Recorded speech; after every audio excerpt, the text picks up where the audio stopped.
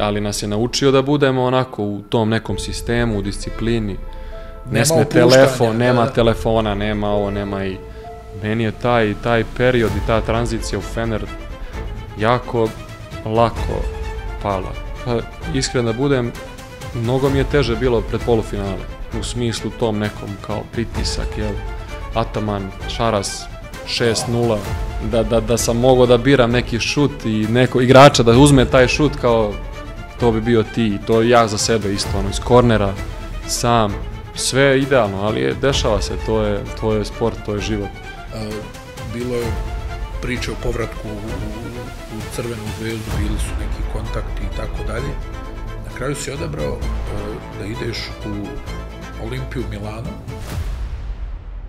Dobrodošli, novo izdanje X&O's chat podcasta. Jedan dragi čovjek u današnjoj epizodi. Nešto smo razgovarali tokom prošle sezone da dođe u našu emisiju, ali bio je spriječen i tako dalje. Međutim, ono što jeste bitno je da je odigrao sezonu karijere i da je uspio da postane šampion Evrope. Marko Gudurić sa nama. Dobar dan, čast i zadovoljstvo da budem ovde, iako sam izbjegavao, pokušavao sam pokušao, ali drago mi je da sam tu sada. Marko, rekao sam i u ovom kratkom uvodu, ja mislim, a i mnogi su to rekli, a i neko moje skromno mišljenje, da je ovo bila sezona karijere za tebe. Da li ti dijeliš to mišljenje i kako uopšte vidiš sve ovo što se desilo prošle sezone? Uglavnom su bile dobre stvari. Jel? Pa da, sigurno da posle svih tih trofeja i uspeha teško je reći da nije bila najbolja sezona. Sigurno da svi ti uspesi, trofeji i generalno igra i mislim da je bila na tom nekom nivou i to je na kraju se nagrađeno sve tim trofejima i zaokružena je cela ta neka priča. Tako da, lepo je bilo, da, istorijski. Jeste, stvarno. I, mislim, sjećam se znaš da sam ja uvijek govorio što više ne šutiraš, a ti si govorio treba da budem pick and roll igrač, da otvorim i neke druge opcije i na kraju si izgurao svoje. Da, to da, znaš, da, pričali smo dosta puta, ali slušam generalno to kroz karijeru, mlađih kategorija i kasnije kroz sve timove i trenere s kojima sam radio, da uglavnom su me terali da šutiram i da budem agresivniji, da uzmem više na sebe, ali nekako, ne znam, od kad sam mali bio tih nekih prvih košarkaških dana, sam se trudio da igram timski, da budem timski igrač, da razmišljam o drugima. Ne znam da li to ide sad od porodice, da li to kreće od tog nekog vaspitanja. Otac mi je stalno govorio kad sam mali bio, možda to negde ostane, da ne budem sebičan, da ne budem sebičan i to mi je nekako ostalo i verovatno je zbog toga cela karijera, ali šta znam, dosta su mi naravno svi treneri pomogli, verujem da ćemo pričati o njima svima kasnije, da sad ne počinjem, ali eto, ne znam, izgurao sam svoje. Jesi izgurao svoje i to je negdje, jel, i zadovoljština onda bude. Kad na svoj način uradiš nešto, jel tako? Mislim, pa dobro, ali nisam sad nešto ni se trudio da silim i da po svaku cenu da kažem izguram to svoje, nije to sad nešto, naravno trudio sam se da budem i agresivan i da šutiram i da tako, sve zavisi od utakmice, kako se namesti, kako eto u finalu 0 asistencija, ja mislim, nisam siguran, ali mislim da je tako bilo. Namesti se, eto, taj dan je bila tako se otvorilo da šutiram, da to treba ekipi i tako sam se trudio da u stvari to bude neki moj pravac, da nisam samo ovo ili samo to, ili da u svakom momentu mogu da uradim razne stvari, šta god to treba u tom momentu. Šta ti je bio prvi sport? Fudbal. Fudbal, da, fudbal, prvi razred, mislim da je bio 7 godina, da. Bila je neka povreda sitna, urastao mi je nokat, na primjer, tako, i mene su poslali da operišem to kod hirurga tada i bila neka komplikacija, nisam mogao da šutiram loptu. Jedan od drugara iz razreda je bio na košar, išao na treninge košarke, kako to obično biva društvo. I tako sam krenuo na košarku. Jeste vi u tom periodu, bila, što bi se reklo, vani se, kroz sport druženje? Pa da, mislim... Ti si, ja mislim, još uvijek ta neka generacija. Ja bih rekao da jesmo, da, bez telefona, bez tih tehnologija i svega. Pogotovo, ajde da kažem, ne znam u stvari kako je ovde bilo u većim gradovima, ali ja sam iz male sredine, iz malog grada i nama je to sve bilo, mislim, roditelji su nas jurili da uđemo u kuću, samo da jedemo nešto i odmah napolje, po ceo dan, mislim, to je, svi sportovi, i odbojka, i košarka, i fudbal, i sve, mislim, po ceo dan smo bili, to su, neka lepša vremena. Hidratacija koja pokreće, vitamin B6 za fokus, od sada i bez šećera.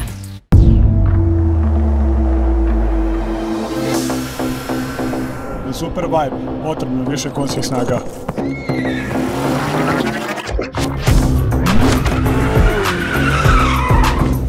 Ili ti pronađeš super vibe, ili super vibe pronađe tebe.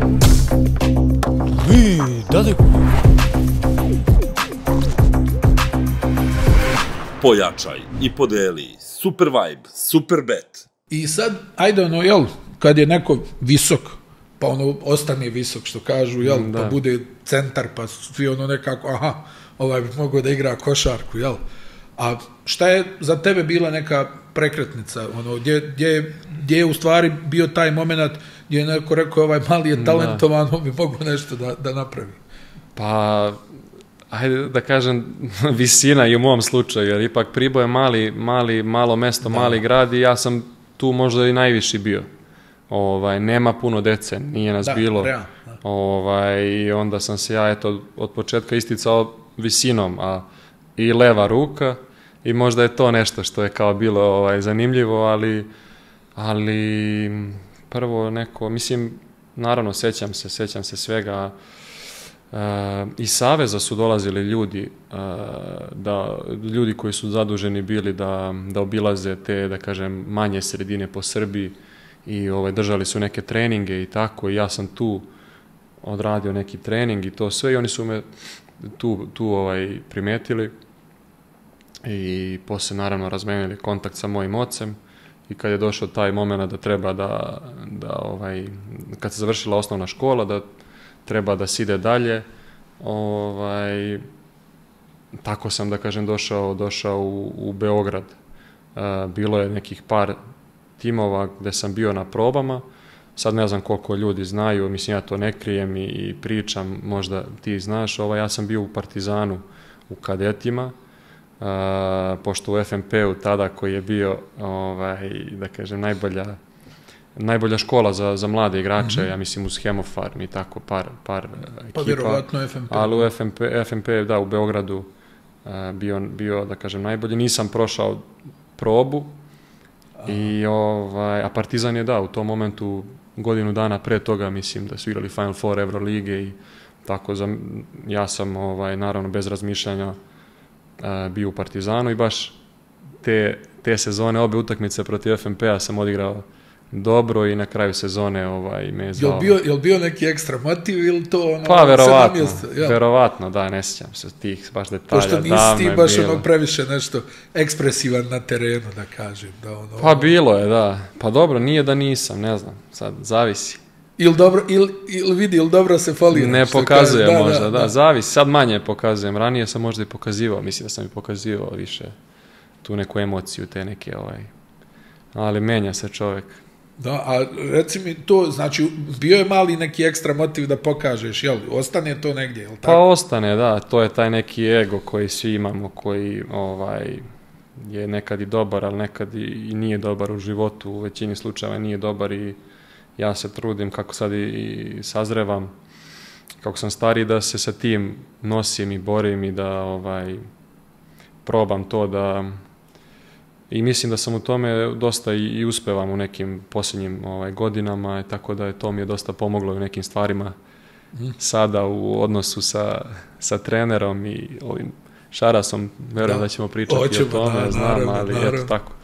A reci mi, na šta konkretno misliš kad to kažeš?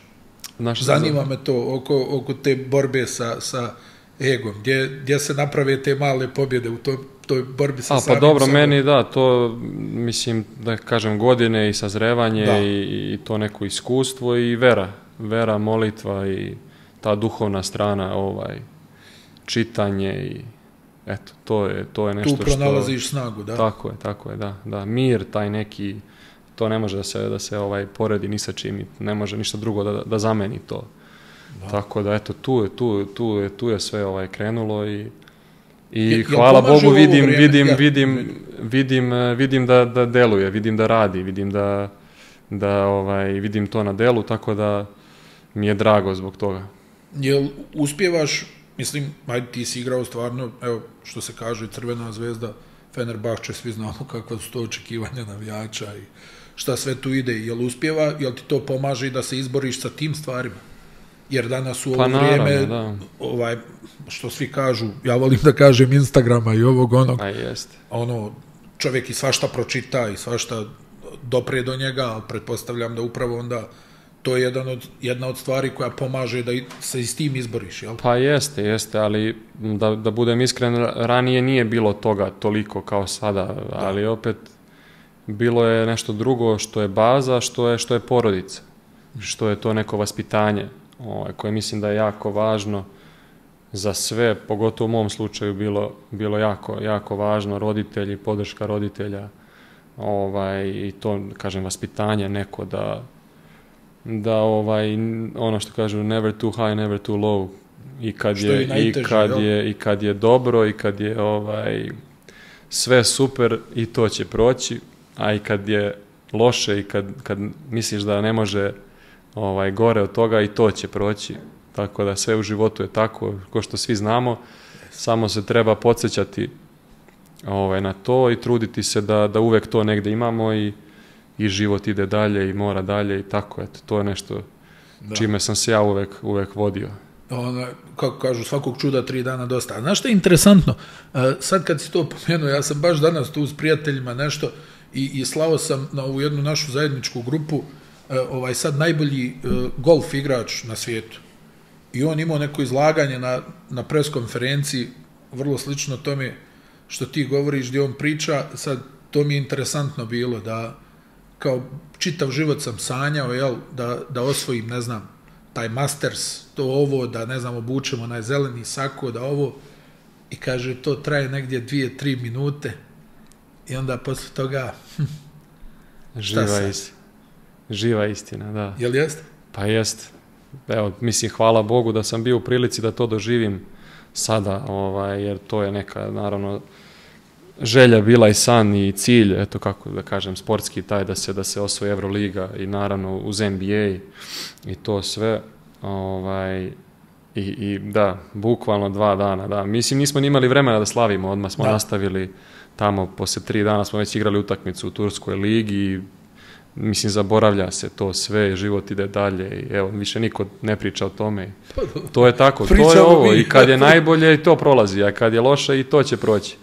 Tako da treba uvek biti u tom nekom balansu, prisutan u tom momentu, to je najvažnije, to je ono što Novak stalno priča, ja stvarno njega jako cenim, poštujem, volim i generalno volim i tenis, ali i taj njegov mentalitet i kako on razmišlja, kako se ponaša i stvarno svi možemo mnogo da naučimo od njega i učimo i on voli košarku i dosta je sa nama i imali smo i privilegiju da ga slušamo par puta i da bude tu s nama, tako da naučimo.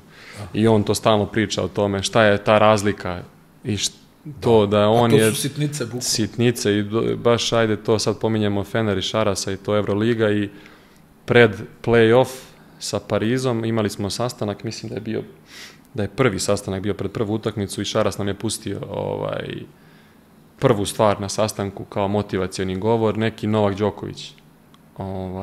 I onako svi su me pogledali kao, znaju da ga volim i to, da.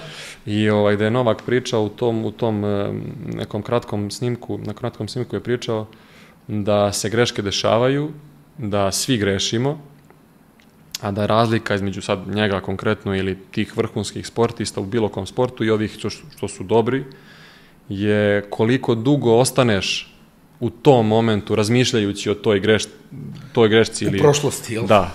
I koliko se u stvari brzo vratiš na sledeći poen, na sledeću situaciju, šta god. Gde on kaže, ok, pogrešio sam, sve ok, i idemo dalje, novi poen. Dok, ne znam, neki tamo sad Cicipas ili kogod, on razmišlja i sledeći set, on razmišlja da sam tamo imao... Što je ljudski. Pa jeste, da. Ali to je ta razlika, da, to je... Nezgodan je u tom smislu tenis, nemaš koga da kriviš. Pa da, sam si, da. U košarci makar imaš centra da okriviš. Pa Nole, ove njegove u boksu uvek, da. Ali suštinski sam pa si, to je baš nezgodno, da. A onaj, kad to kažeš, znaš za koga sam, recimo, prvi put sam to čuo, to što si sad pričao, i vidiš, svi veliki to imaju. Sad, da li su i oni to čitali, ja ne znam. Prvi čovjek za kojeg sam ja čuo da je, kažu, stalno bio prisutan u trenutku, je bio Michael Jordan. Imam negdje citat, čuvam ga, neki čovjek koji je pisao Jordanu, rekao, ljudi plaćaju milijone, $100,000. Idu na Tibet, idu ovamo, idu tamo, a kaže, on je to imao prirodno. Da ovo što je bilo, kao sve u redu, idemo, daj mi sljedeću. Pa, i kao uvijek u trenutku. To je to, da. To je stvarno najteže, to je ono što svi pokušavamo da postignemo, mislim. I evo 3 čovjeka, Jordan, pokojni Kobe Bryant, Novak Đoković, svi da tu imaju tu crtu. Da, ne znam, eto, da li se čovjek rodi s tim, da li dobije neki dar. Ali vidiš da može da se utrenira, jel? Pa može, mislim da i Novak priča o tome, da on je taj u stvari koji nije imao to na početku karijere, da. Nije baš kontra od toga. Imao je, bio onako emotivan i pokazivo je i gubio je te poene i kad je dobro igrao i taj talenat je postojao, ali mislim, radi se na svemu, da. Sigurno su i oni radili, postoji neka doza, naravno, dar od Boga i koliko to sad, svi imamo neke darove. Sad, na nama je kako ćemo da ih iskoristimo, da li ćemo neke da umnožimo, da ih poboljšamo, a to je sve sad na nama. Slobodna volja koju imamo, da. Jer Marko, stvarno nekad pomisliš, znaš, to kad čujem, recimo kad sam čuo izlaganje tog golfera, razmišljam, ja bi slavio 5 dana, jel me razumiješ? Pa dobro, ali 5 dana je ništa. Upravo si. U nekoj široj slici. Pa, prođi, idemo dalje. Mislim, uvek može još, uvek može, zato je lepo, mislim, i život i sport, da uvek, idemo dalje, težimo ka nečemu, uvek može više i bolje, ali ne treba čovjek da se, moje neko mišljenje, da se opterećuje i da, mislim, sad gledam tako, a ranije kad sam bio mlađi, naravno, tebi je sretije da. To je ljepota. Što naučiš, jel? Pa to primjeniš. Pa onda, da. Sad malo drugačije gleda na neke stvari, ali eto. A reci mi, kako su tvoji roditelji gledali na taj tvoj period kad si ti trebao da pređeš u Beograd, odnosno kad si prešao u Beograd, je li bilo neko razmišljanje da je bilo puno povjerenje za sport ili je bilo daj školu, daj pusti ti ovo, to može da bude, ne mora? Hvala ti za ovo pitanje, da. Pošto ja stvarno to ističem često i kad pričam ovako sad sa roditeljima koji imaju svoju decu i pitaju me tako za neki savjet i tamo u Turskoj je sad dosta prijatelja i dosta nekih trenera i ja stvarno pominjem porodicu svoju često i pominjem to koliko je meni značilo, koliko je ta podrška mnogo važna. Gde oni u tom momentu kad smo trebali da idemo iz Priboja nisu htjeli da me puste samog da dođem u Beograd, u veliki grad, jel te kako to uvek postoji taj neki strah kod roditelja i opravdano. I da kažem, ostavili su poslove svoje dole u Priboju, došli sa mnom, bili smo podstanari sigurno 5-6 godina i tata je imao neku, da kažem, i firmu i radio je tako nešto, mama je napustila sve i bila je s nama i ja i brat mlađi, da, i jedna mašina, druga mašina, doručak, ručak, večera, mislim, po ceo dan, ono, to, i nekako to sam gledao i hvala Bogu što sam imao tu neku svest da cenim to i da vidim i da nekako mi je uvek bilo tu kao neki podsjetnik šta su oni sve žrtvovali za mene i posvetili svoj, u stvari, život promenili. Bukvalno. Oni su, da, ono, mislim, 40 godina si tu, imaš sve sređeno, posao, nema život. težeg poteza. I da samo to sve preko noći ostaviš i odeš, ali tu je mama gurala najviše, naravno, i otac, ali ona je bila ta, da kažem, koja je to rekla, idemo, pa ako ne uspemo, imamo gde da se vratimo, hvala Bogu. Hvala Bogu. Ali dosta igrača u toj nekoj generaciji, sve znam da su bili sami u Beogradu, da nisu imali možda podršku tu roditelja i negde, ja verujem da to je možda i uticalo da oni, a meni je pomoglo, gde sam znao sam zašto sam došao tu, imao sam tu odgovornost prema njima, jer su oni to sve, da kažem, žrtvovali, nije bilo, znalo se, ujutru se ustane, ide se na trening, naravno škola je bila do neke, recimo 17. 18. godine podjednako moralo da bude važno i naravno, jer nikad se ne zna, tako, povrede neke i to sve, i škola je važna i uvek se to potenciralo i kako se, nije bilo mesta za te neke stvari koje su izazovne, da, u velikom gradu, u tim nekim godinama, pubertet i da, tinejdžerske godine te. Tako da porodica za mene, taj moment njihov je bio apsolutno presudan, ja mislim. Kako si, pričao si o tom nekom periodu, bio si određeno vrijeme u Partizanu, kako je krenuo taj neki tvoj izlazak na veliku scenu? Govorimo o ovom periodu prije Crvene zvezde. Da, pa eto, ta godina prva u Partizanu, gde sam išao u školu u Zemunu, a trenirali smo na Novom Beogradu, pa dosta nerazumevanja, jer je to bila ekonomska škola, kako se zove, regularna, gde njih nije toliko zanimalo što mi imamo neke turnire i što igramo i ovamo i tamo, pa problem sa ocenama, nisam ni prisustvovao dosta časova i tako. I onda se dođe FNP, na popravni. I gde oni su stvarno, kažem, imali smo i školu i sve je usklađeno bilo, jedan trening, autobus koji te vozi kombi u školu, 3-4 časa, pa ručak, pa 2 časa, pa te vozi autobus, taj kombi na drugi trening, gde si ti od 7 ujutru do 7-8 uveče u toj mašini, isplaniran ti je po ceo dan, onda juniori Zvezde, da, kasnije FNP, da, stalno je bilo ovako postepeno, korak po korak, ali eto, možemo i, da kažem, detaljnije da idemo u to, a i ne moramo. Pa kako želiš. Mene interesuje, recimo, koje su bile te neke utakmice iz tog perioda gdje si možda i ti sticao samopouzdanje i, da kažem, dao sebi za pravo da vjeruješ da možeš to da izguraš i na većoj sceni. Pa dobro, da, bilo je dosta tih nekih utakmica i trenera, ajde sad... Jesi davao puno poena? Nezahvalno, pa ne. Ne? Nisam ja nikad bio nešto sad, kao ni dan danas, ne, možda u Priboju, da, imao sam tih par utakmica, ja mislim, ne znam, 40, 37, 8, 40 plus, ali nikad ja nisam bio, evo, pa ni dan danas ne smatram sebe za nekog skorera ili nešto tako, ili da... Bježiš od toga uvijek. Da, ali tako je bilo stvarno i u kadetima, i u juniorima i kasnije u FNP-u, uz, da kažem, seniorskoj ekipi FNP-a i u Zvezdi, da, ne znam. Ali sad nezahvalno je da to pominjati, ajde, trenere i da ne zaboravim nekoga, ali pominjat ćemo, mislim, sigurno, neće se niko naljutiti. Ali utakmica i prvenstvo i moment gde sam ja možda prvi put istinski pomislio da mogu da igram ozbiljnu košarku na tom nekom nivou je Evropsko prvenstvo za mlade do 20 godina, da, 2015. u Italiji kad smo osvojili zlato i kad sam bio u petorci i MVP turnira. To je neki moment kad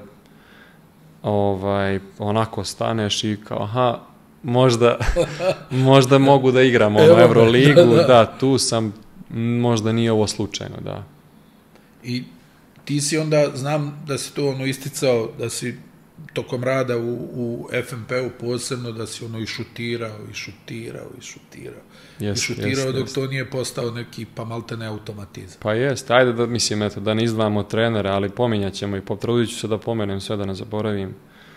Od Priboja, naravno, i ovamo, svi su mi pomogli mnogo i od svakoga sam naučio nešto u tom određenom periodu godine, ali eto, da, konkretno u FNP-u, da, pominjao sam to ranije, da. Sa Gurketom, to je, stvarno su te neke godine gde smo bili... Pričemu, on je bio ozbiljan šuter, jel? Pa da, Dobrić i ja smo, često se, i dan danas smo najbolji drugari i u reprezentaciji smo i pominjemo često i sećamo se tih treninga i to nije bilo slobodnog dana, nismo znali šta znači slobodno, i kad je slobodno, Gurke dođe u halu i gleda ko će da dođe, i onda mi smo tako, jednom se neko opekao, nije došao i on je sutra rekao kao, slobodno je, ali za vas nije, to može za ove starije. I onda smo mi po ceo dan bili u hali, da, to su stotine ubačenih i nekad i hiljade bile, sigurno. Trening, mislim, bez toga ne može, da, taj period mi je onako, i to su te neke godine osjetljive, ja mislim, 17, 18, 19, 10, gde dosta igrača ili ode gore, nastavi, ili da kažem, prekine i posveti se školi i ode u nekom drugom pravcu i eto, da, to je interesantan period bio, da, kasnije to prvenstvo. Sazreo sam u FNP-u dosta, da, neki igrači su otišli u Zvezdu iz moje generacije i naše generacije i gde smo, naravno, pominjući taj ego i to, čovek pomisli da i on treba da bude tamo, zašto ja nisam tamo, da. A ljudski je sve. Ljudski je, da, a onda se ispostavi da je ovo što se desilo bilo bolje za mene i gde sam imao tu neku slobodu i sazreo, igrao tu seniorsku košarku i onda kad sam došao do Zvezde bio spreman da odmah igram i dam doprinos neki gde je to bilo iznenađenje za mnoge, a verujem da kasnije u priču svi manje više znaju posle Zvezde, Euroliga.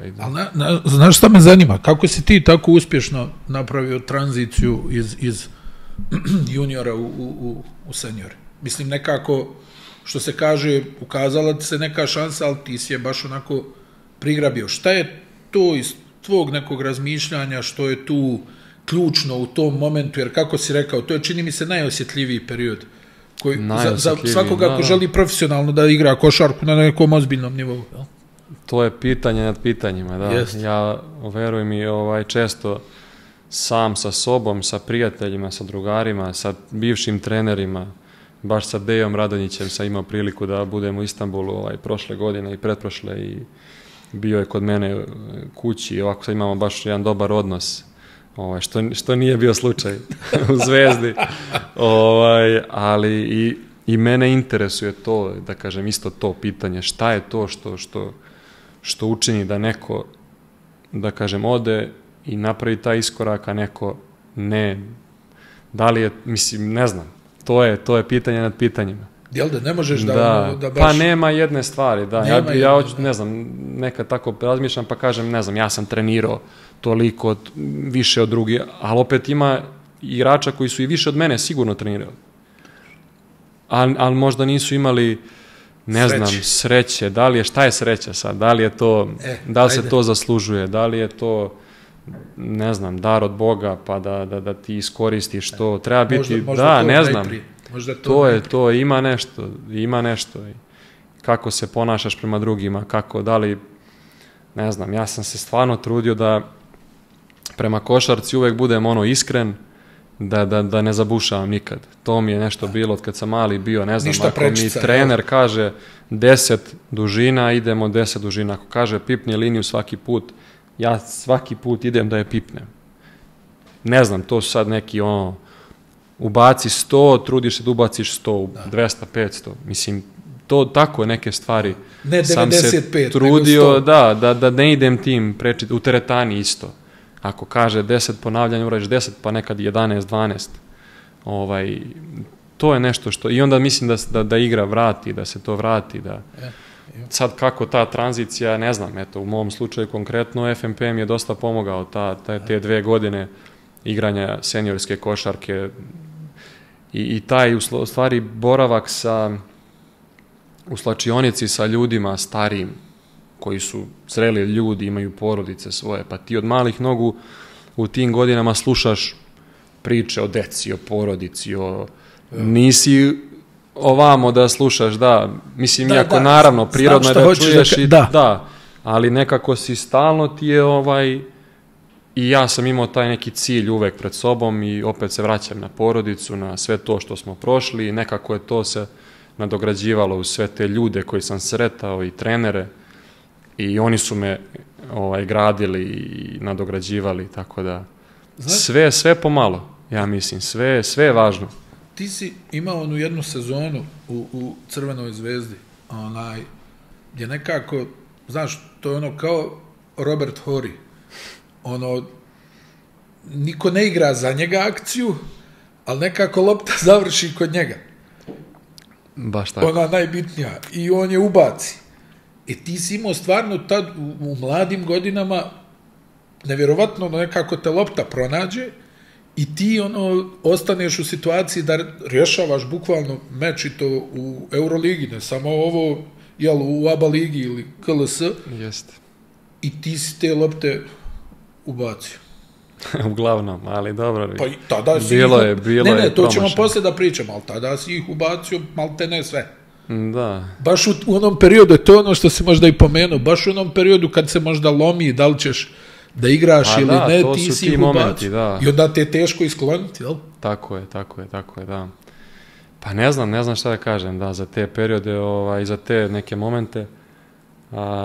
Znam ja da ćeš ti sad to pokušati ali tako je. Da suzbiješ dole, ali... Pa dobro, tako je, ne znam, eto, pronašla me lopta, nisam ja, nije se zvalo za mene, uglavnom, naravno, bile su i akcije, ali eto, šta je to, zašto je baš do mene došlo, nisam se ni krio, mislim, ja sam uvek voleo i dan danas volim da uzmem taj šut i da uzmem loptu i da ja probam da rešim, jer, eto, naravno, čovjek veruje najviše sebi, zar ne?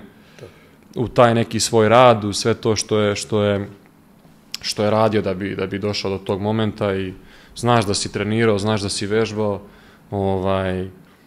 ne znam, eto, i uvek sam voleo to da nisam bežao, ne znam. Jesi razmišljao išta kad dođe lopta? Pa ne, pogotovo u tim godinama. U tim godinama, to je igraš se. Da. Ne znam, to je nekako najlepše te godine, samo igraš i neko sve ti je bez pritiska, bez... Nisi osjećao neku tenziju, ništa? Pa nisam, ne, u tim godinama, mislim, možda i jesam, ne sjećam se sad, davno je bilo, pre 10 godina, ali, kako se zove... Zarimatali. Da, prolazi vreme, evo sad, 4. decenija, ali dobro, šta znam? Teško je pričati o tim nekim stvarima, ali i ne znam šta bih rekao. Ali mislim, stvarno se desilo, ja mislim, te sezone da si odlučio, pa sigurno 4 utakmice. Koliko se ja sjećam se.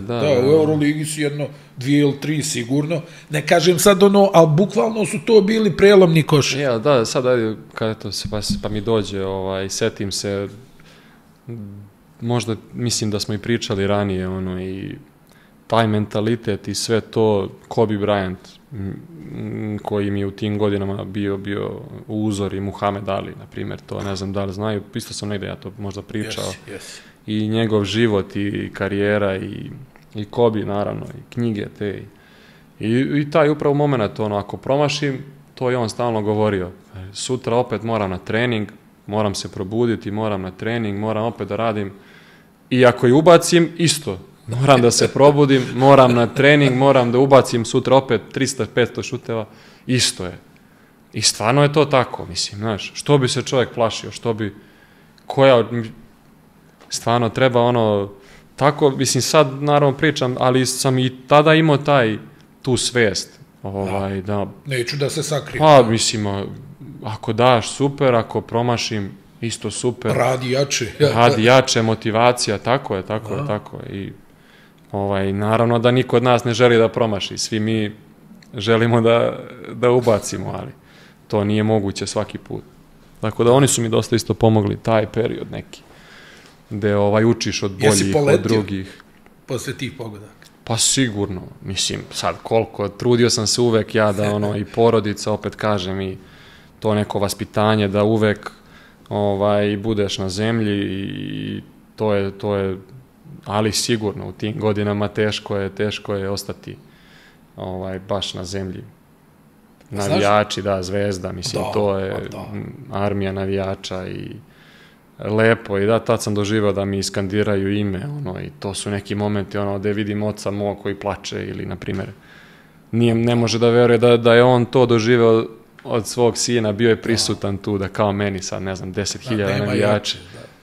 Daj Bože da ja to doživim od svog sina, ali ne znam, to su, da, bili su to lepi momenti. A reci mi, nekako ti kroz karijeru sve si sarađivao sa strogim trenerima. Strogim, ali pravičnim, jel? Što kažu, ali stvarno te išlo to. Valjda ide i sa tvojim karakterom, da ti to možeš da istrpiš, da izneseš. Mislim, realno, kad pogledam, evo, koliko već ti igraš profesionalno, 10, 12 godina. 10, da. 12, realno, jel? Ali sve su redom, kad si malo, jel, Zagrebo Euroligu, sve su bili ovi strogi, ali pravični. I sve što pričaju naš jezik, osim Šaras. Prvi trener koji ne priča, pa zna i on. Ono što ne treba. Ono što ne treba, jeste. Jeste. Stvarno sam imao to u posljednje vreme, često pričam sa prijateljima, veliki blagoslov neki da radim, i privilegija sa takvim trenerima.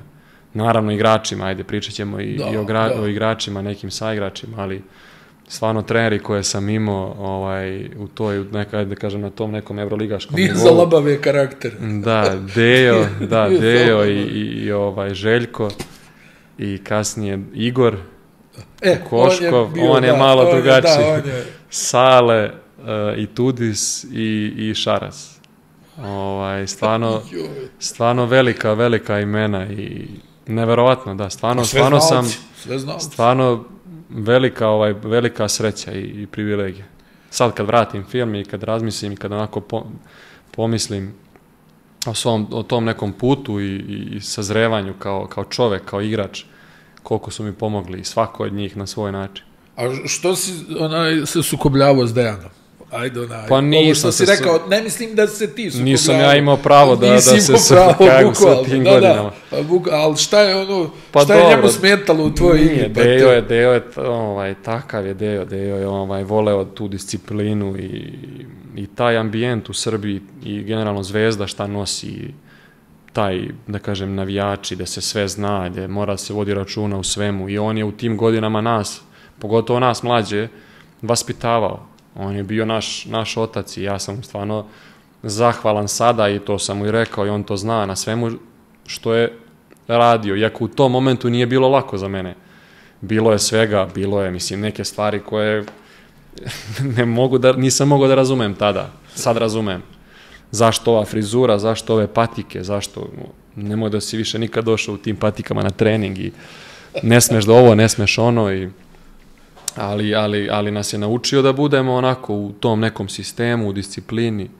Ne sme telefon, nema telefona, nema ovo, nema i to. Nekako zakačio sam, zahvaljujući njemu, to, da kažem, tu neku staru generaciju, ta neka gde se poštuje stariji igrač, stariji saigrač.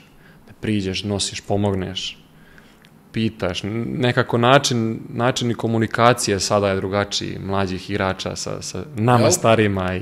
Pa menja se sve, a Dejo je baš onako bio... Jel neće da pitaju ili...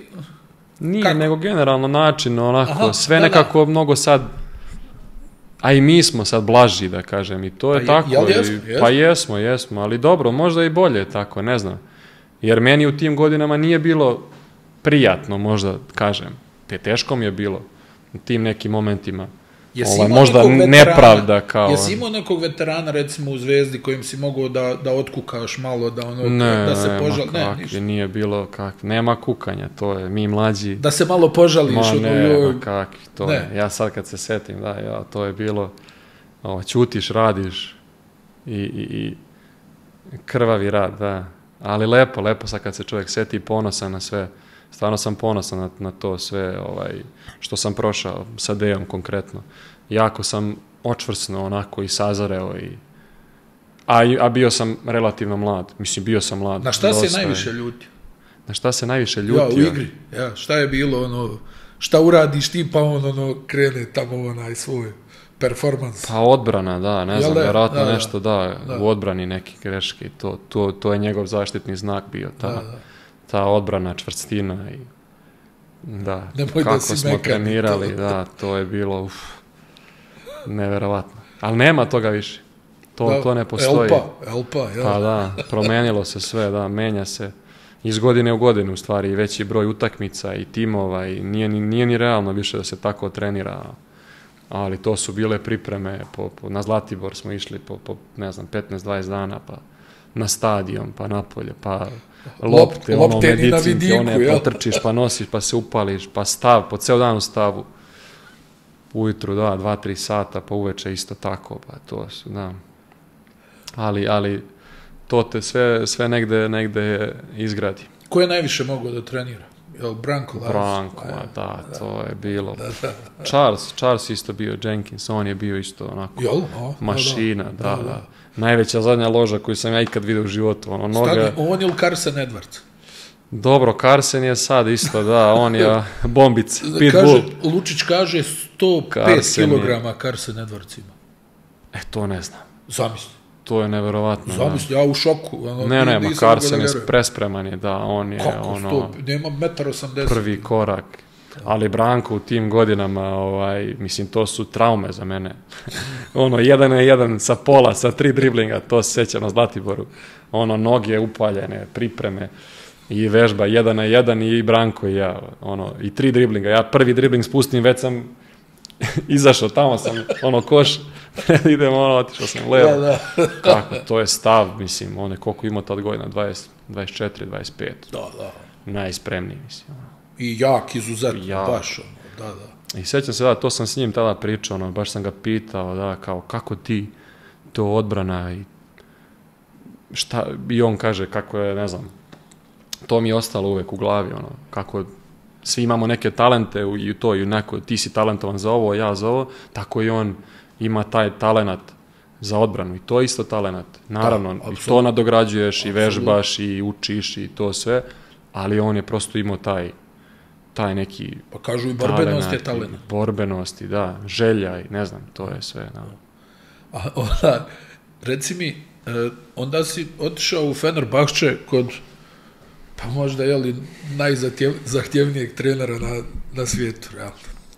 Uzeo je toliko trofeja koliko uzeo, stvarno nenormalan broj. Mislim, ja uvijek kad pogledam Željko Obradović 9 Euroliga i prvi sljedeći Messina 4. Da. I ti kažeš stani više nego duplo u tom nekom gdje on nije sjedio samo u jednom klubu, nego išao vamo, išao tamo. To je najveći, da. I jel znaš kako kažu, nije Željko Obradović za svakog, je li istina to? Pa, znaš kako, ja stvarno, mislim da se neće dosta igrača složiti sa mnom sada, meni je baš suprotno bilo. Meni je taj period i ta tranzicija u Fener jako lako pala. I lako sam se, brzo, relativno, ja mislim, prilagodio i sad, zašto je to tako? Vjerojatno sam bio spreman zbog Deja i navikao sam na tu neku disciplinu, red, rad, trening. Ne žalim se. Nije mi bilo, čutim, radim, znam svoju ulogu. I dosta je naših bilo u tom momentu koji su mi stvarno pomogli i oni to znaju svi. Ajde da sad ne imenujem, ali i mogu, nije ni važno. U stručnom štabu i od saigrača i Kalina i Jan, Veseli i dosta drugih. Ali meni je bilo mi je teško u tom nekom košarkaškom smislu X and O's, detalji. To gde mi se košarku sam skroz počeo da gledam nekim drugim očima, da, kod njega. I to su te neke opcije i detalji. To može da ide u nedogled. To je koliko opcija iz jednog. Mi smo imali, svećam se, preko preko 150 poziva, ja mislim, jedne sezone, to je nevjerovatno, mislim. I svake akcije imaš, ne znam, 5 do 10 mogućnosti. Ako oni igraju ovo, ako rade ovo, ti radiš ovo, ako rade to, ti radiš to. Neverovatno, ma da, to je, mislim, stvarno Željko je bio, ali kažem, meni je ta i osvojili su Euroligu godinu dana pre toga, pa je možda i to uticalo da generalno atmosfera je bila opuštena i dobra ekipa i dobri igrači, mislim, mnogo je lakše sve kad igraš sa dobrim igračima, od tebe se ne očekuje nešto sad previše u tom nekom početku. I tako da sam se ja trudio da radim te male stvari i odbrana i neki laki poeni iz tranzicije, šutneš kad si sam. Jesi tu malo počeo više s loptom da igraš? Pa nisam. Ne bih, mislim, igrao sam. Da. Igrao sam ja i u Zvezdi, igrao sam ja i kod Željka i pick and roll, ali znalo se tu, mislim, i Bobby Dixon, i Slukas, i low post se igrao dosta, imali smo sjajni igrače i na low postu, Brad Wanamaker, bilo je igrača koji su bili više zaduženi za to. Tek je kasnije to došlo, onako nadograđivalo se. Kako je uopšte krenula ta neka priča da ti faktički postaneš playmaker u tijelu beka šuter? Dobro, to je uvek postojalo negde. Ne, postojalo je, ali nekako ti si više bio upamćen po poenterskim nekim partiturama. Pa kod Itudisa, mislim da je prva sezona bila gde me je prebacio na playa. Skroz, da kažem, da igram na jedinici.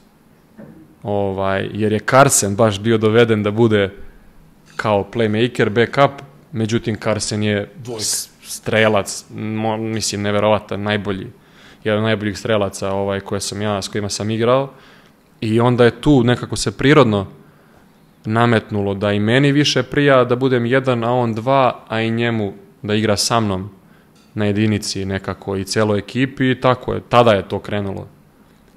Da kažem, eto, ako se može reći, ali ja kad se vratio iz Amerike, kod Igora isto sam imao tu neku ulogu da i kreiram, ali više sam možda bio još i skorer tu i posle kod Saleta isto. Da kažem, svaki trener je doprineo i stvarno od svakog sam naučio mnogo, ali Sale imao taj neki, onako, bio je veliki igrač, bio je taj playmaker i dosta sam naučio u tom nekom odnosu i sa saigračima kako treba, gde on meni davao na značaj u tom smislu da mi kaže, ne znam, ta situacija mi je prolazila kroz glavu, baš kad sam sad dolazio, pa razmišljam o trenerima, i jedna utakmica je bila, ja nešto pritiskao u odbrani, četvrtina, preko celog terena, da li je Žalgiris bio ili tako nešto u Istanbulu, i on mi kaže, pored izašla lopta, ja pored njega, on kao pokazuje mi, kao, čuvaj se, trebaš mi ovamo, nemoj da se trošiš toliko. To je možda prvi put da mi je neki trener tako nešto rekao i dao na značaju da sam ja kao nešto bitan, u smislu da mu trebam tamo za napad, za te neke stvari, da se malo pričuvam. Jer to nikad nisam doživeo to. Tako da, i onda naravno kod Šarasa, gde sam nadogradio sve to i možda zaokružio, krunisao i došao do nekog još nivoa u tom smislu kreacije i razmišljanja i playmakerskih tih nekih. Da te pitam za Igora Kokoškova, on je imao tu neku, hajmo reći, epizodu u reprezentaciji koja se neslavno završila, ali jedan, zaista mnogi to kažu, jedan od najvećih znalaca u košarci, onako generalno, čovjek koji uvijek barata sa ne znam nija koliko rješenja, solucija i čega sve ne, a koji je nekako nema neke galame, nema onako jedan, što ti kažeš, drugačiji od ovih ostalih. Da. Kako je to izgledalo? Američki mentalitet dosta, kod Igora, što je meni prijalo u tom momentu karijere. Tačno se uvek je bilo da mi se namesti iz Amerike kad sam se vratio, i prijalo mi je taj neki njegov način rada i ophođenja, ali mislim isto košarka u malom prstu, što se kaže, znanje i akcije nazivi tih akcija i to, mislim, gde niko nije mogao da nas skautira, ne znam, Open Kansas i, ne znam, ta neka imena Chicago, Pik i mislim, nije 1, 2, 3, nego je sve tako bilo, ili ovi neki, niko nije mogao da nas skautira i baš smo bili sa, po meni, relativno nekim skromnim rosterom te godine, smo uspeli da dođemo do play-offa i onda smo imali taj problem sa koronom tada gde pola ekipe nije igralo, a i on došao je posle Željka nije bilo lako raditi u Feneru, to je njemu bilo onako nezgodan moment, posle Željka doći u Fener, to je taj, i Turci koji imaju taj mentalitet u stvari, to gde su oni očekivali sad novog Željka, a on nije taj, gde oni nisu imali strpljenja ali eto, drago mi je da se on vratio sada u Evropu i u Efesu je siguran sam da će napraviti dobre stvari. Šta si recimo, ajde eto, pomenuo si da te Deo naučio disciplini i odgovornosti prema radu i tako dalje, da si kod Željka jednostavno, ono što kao otvorio ti je neku novu dimenziju košarke. Koliko ti je trebalo, recimo, da usvojiš sad te stvari? Jesi ti brzo to hvatao, evo, kod Dejana ovo što je bilo, jesi to brzo hvatao ili ja nakon njega pa? To treba njih da pitaš, da. Ali znam samo da, mislim da jesam, relativno brzo, ali samo šta mi je interesantno povodom toga, Željko je stalno to pričao da je i to talenat, da igrač zna da primi informaciju i da to isto pravi razliku. I da jednom igraču kažeš jednom i on to zapamti i to sve, a nekome moraš da ponavljaš i 100 puta da bi to uradio. Tako da i to je negde, ali nisam ja nešto sad, pravio sam naravno iste greške i ponavljao i sve i to je deo neki sazrevanja i svega, ali ne znam, to je pitanje za njih. Ali da, kad smo pomenuli Željka, neverovatno mi je to bilo koliko je on bio posvećen da mu nikad nije bilo teško da ponavlja iste stvari iznova igračima, meni ili nekom drugom. Ta energija, to je stvarno neverovatno nešto što mi je ostalo kod njega i što ne mogu da zaboravim. Kakav ti je bio, koliko ti je trebalo da se adaptiraš na život u Istanbulu, jedan od najvećih gradova na svijetu? Brzo. Sve je to išlo glatko. Zahvaljujući našim ljudima i tamo, ljudima isto stvarno, koji su jako slični nama, mentalitet i jako sam brzo stekao i prijatelje i razne neke porodice i ovako i stvarno nam je bilo lepo. Život u Istanbulu fenomenalan. Znači nije uticala na tebe ovo gužva? Pa nije.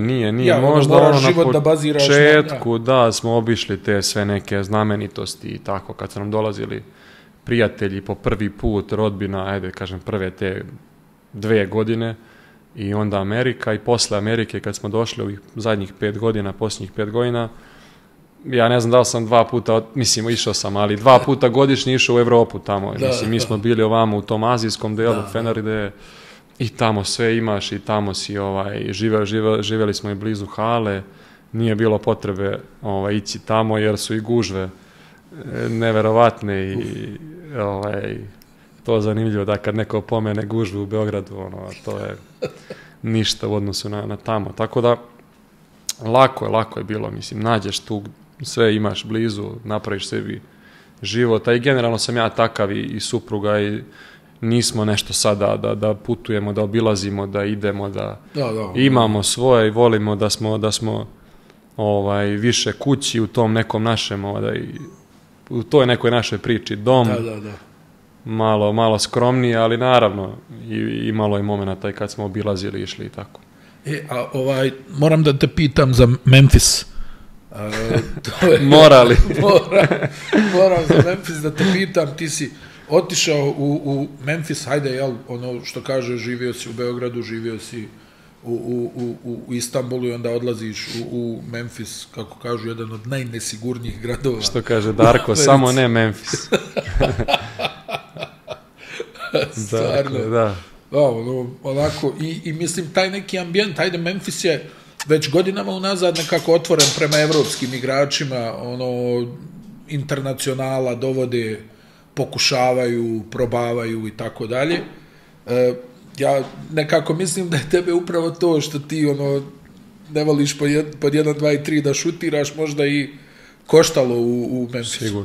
Sigurno, to je broj 1 razlog, ja mislim. A dobro, malo se ja naravno sad šalim, pre svega sjajno iskustvo. U smislu tom nekom sad iz ove perspektive, kad vratim film, kao i sve, ovo i sa Dejom i kasnije. U tom momentu ti je, da kažem, teško i ne razumeš neke stvari i pitaš se zašto ovo, ali doći do NBA i biti tamo i biti deo te organizacije, videti to, mislim, stvarno velika privilegija i nešto što nisam ni mogao sanjam. Ja iz Priboja, koji ima 15-20 hiljada stanovnika, da dođem do tako nekih visina, mislim, to je stvarno pre svega, da kažem da ne bude da sam nezahvalan, ali bilo je naravno drugačije, mislim, Memphis onako kao Memphis i konkretno što se tiče ekipe i košarke, to je bio najveći problem, mislim, gde su oni mene zamislili da budem catch and shoot, neki šuter i vidjeli su, ne znam, procente prethodne sezone kod Željka, gde sam šutirao u jednom momentu, mislim, blizu 60% za 3, 58, a na kraju sezone možda je bilo 50, 49, 50, 51 posto i oni su vidjeli, verovatno, Belac, levoruk, šuter. I to je taj što nam treba, da, a u stvari nije tako.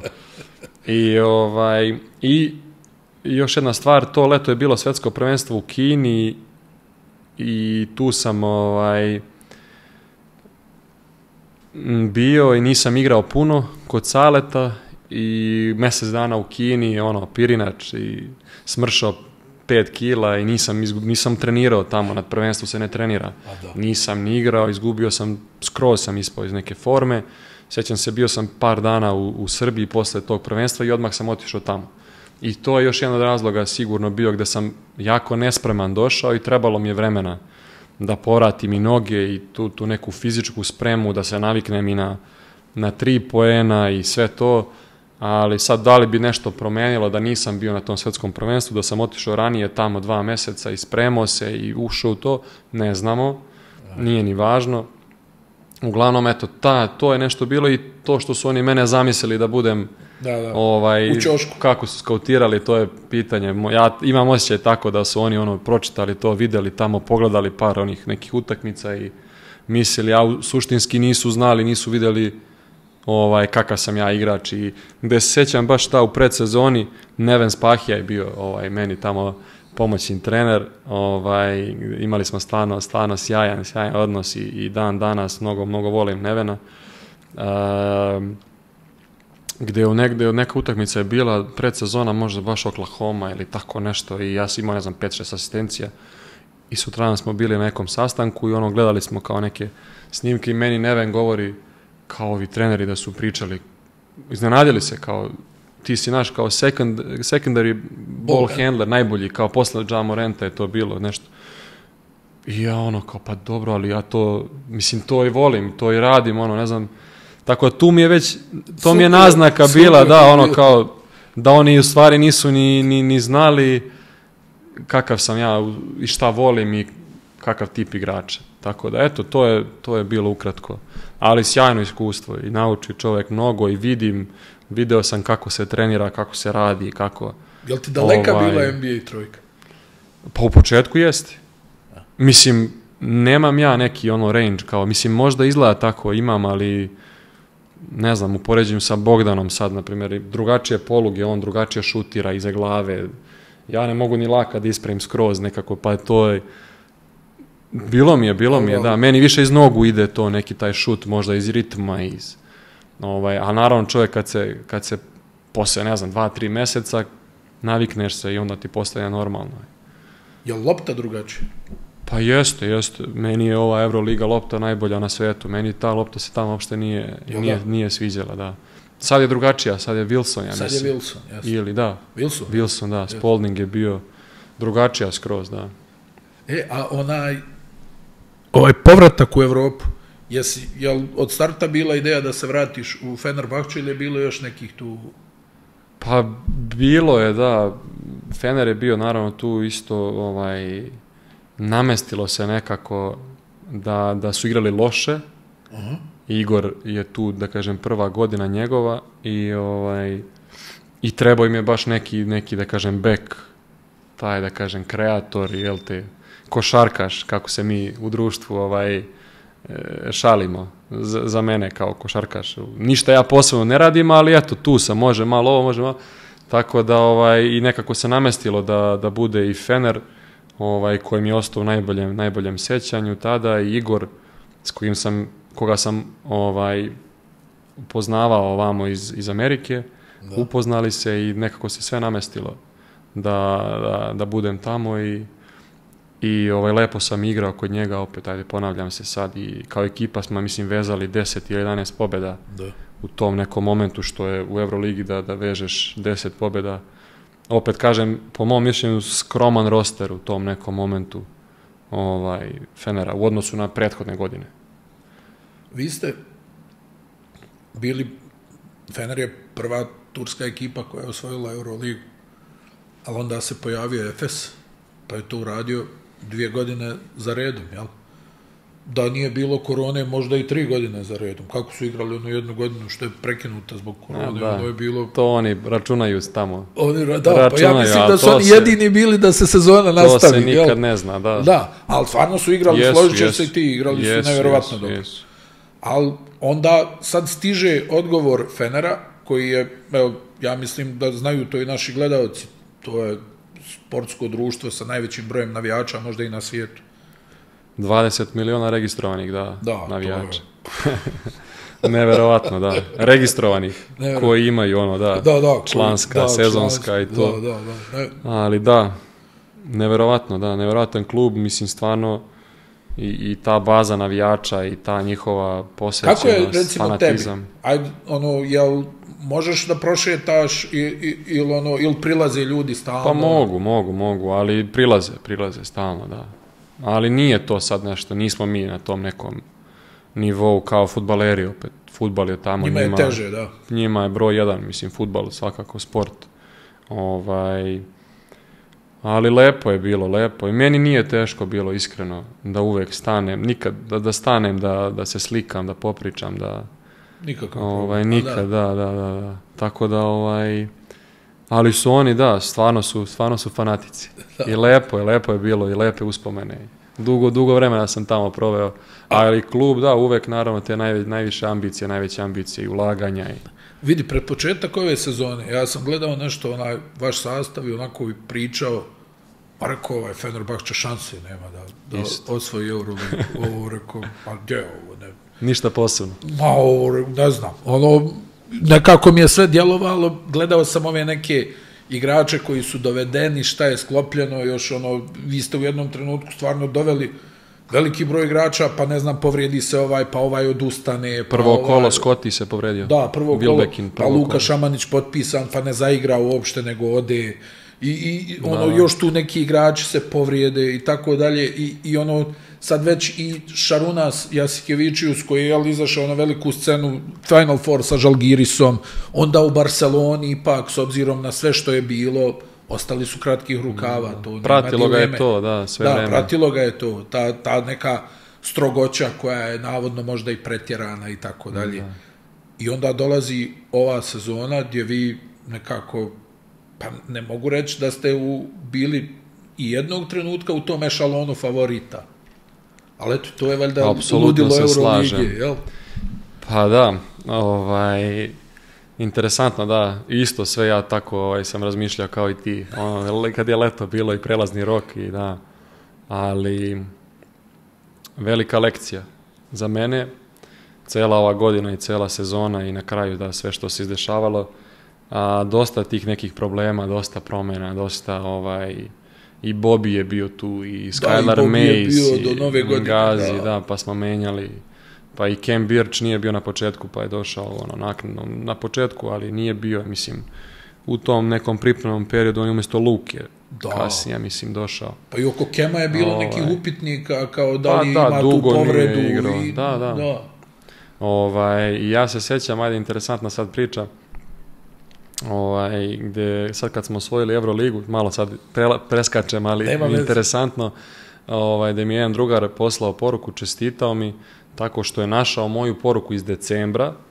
Mislim da smo od Partizana izgubili u Beogradu 27. decembar da je bio, gdje smo u decembru izgubili recimo 5 od 6 utakmica. I to su bili porazi 20-30 razlike. I Baskonija na strani, Partizan, Monako kući 30 razlike. Da. Dobili smo Real samo na strani, što je bilo onako interesantno. Izgubili, Barcelona isto na strani. Ne znam, 30 razlike, 20, baš loše neke utakmice i onako bila je neka panika i to, i ja u tom momentu sam isto nisam verovao i drugar mi čestita Euroligu tako što mi odgovori na moju poruku iz decembra gdje sam ja napisao, ma kakvi mi, nemamo šanse, mi smo što bi rekao Neša Ilić, kapućino. Kako se zove, i on mi tako čestita i ja se setim svega toga kako sam ja razmišljao na početku, gdje smo stvarno onako loše izgledali. Loše smo igrali, imali smo svih tih problema, ali smo pobeđivali nekako. I to je ta neka Šarasova disciplina, taj neki sistem koji on zahteva, i sad ćemo vjerojatno i malo i o njemu i detaljnije i to sve, gdje nam je to dosta pomoglo. Taj neki njegov sistem i to što on forsirao, gdje i kad ne igraš, ako radiš te neke male stvari, uspjeli smo nekako da pobedimo i stvarno, mislim, Euroliga, jedna pobjeda, 2 su od prvog mjesta do 10.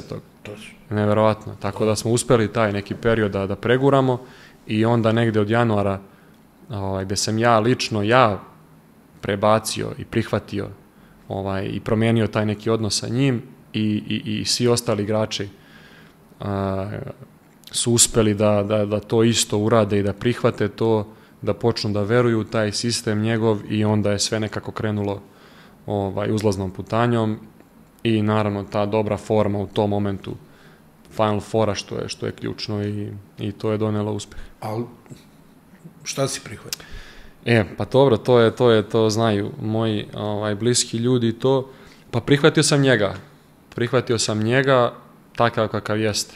I ja sam se borio sa sobom, ego koji smo pominjali na početku i ta neka duhovna strana i molitva i to neko smirenje i prihvatanje njega, prihvatanje drugog i gdje on je trener, on donosi odluku i ja mogu da se borim koliko god hoću i da ja pokušavam da izguram svoje i bit će kako on kaže. I ja sam to prihvatio i shvatio i stvarno trudio se to svakodnevno da radim na treninzima, na primjerima tim, jer samo sebi škodim.